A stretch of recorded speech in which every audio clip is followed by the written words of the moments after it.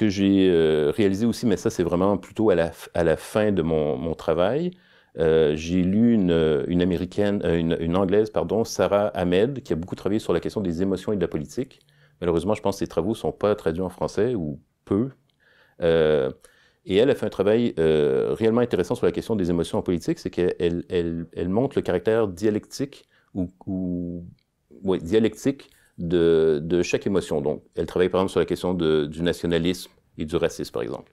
Et j'ai essayé de faire un peu ce travail, ou en tout cas d'ouvrir la réflexion à cette possibilité que si vous êtes agoraphobe, dans le sens où je l'emploie, c'est-à-dire que vous avez peur, que vous détestez ou que vous méprisez la démocratie directe, c'est aussi probablement que vous aimez, en fait, d'une certaine manière, des chefs.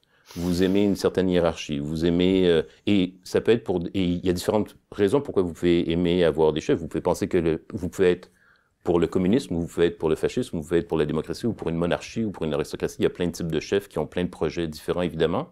Mais probablement que vous pensez... Donc, aimer, c'est peut-être trop fort, c'est peut-être pas seulement aimer, mais vous pensez que c'est important, vous pensez que c'est comme ça que l'ordre fonctionne.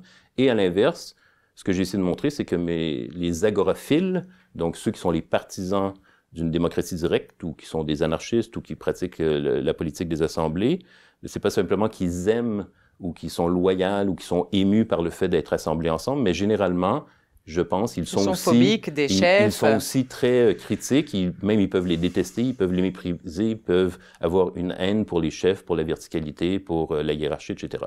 Donc, dans chacune des deux positions, il y a aussi, on pourrait dire, en termes affectifs, en termes d'affect, il y a son contraire.